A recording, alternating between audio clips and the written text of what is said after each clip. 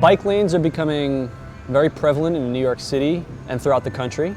It's making it a lot easier for new cyclists and experienced cyclists to ride around the city and get around the city. Usually it's going to be safer, but in certain cases a bike lane can be more dangerous. Bike lanes are usually on the left-hand side of the road.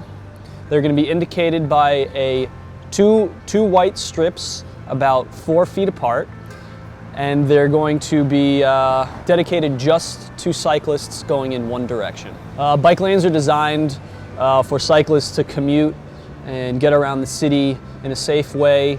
They're designed to have cyclists be separate from cars, so the cars aren't going to be in the bike lane and the cyclists aren't going to be in the car lane.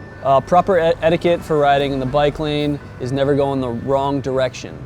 Always go with traffic. You're usually not going to be passing too many people in a bike lane, but if you are, you're going to want to pass to the right or on the outside. So although bike lanes are definitely safer than riding in traffic in most cases, bike lanes also put you in what's called the door zone. You are going to be riding right next to where a passenger in a car can open their door. This is one of the most dangerous parts of cycling in New York. And one tip for avoiding the door zone while in a bike lane is staying to the far right, pretty much hugging the right-hand border of the bike lane. When you encounter a bike lane, it's not mandatory that a cyclist must ride in it.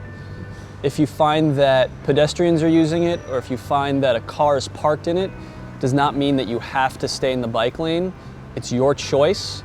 If you feel that riding in traffic is a safer option, you are totally allowed to do that. So when you're riding in a bike lane with a group of cyclists, you want to avoid riding next to each other. You want to give each other a good amount of space.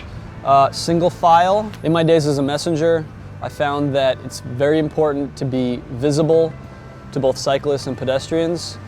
Either making noise with a bell or whistling or calling out is a great way of making sure people aren't going to walk into your path, or someone's not going to open the door in front of you, or cars are going to pull out in front of you. And these are some important tips for riding in a bike lane in New York City.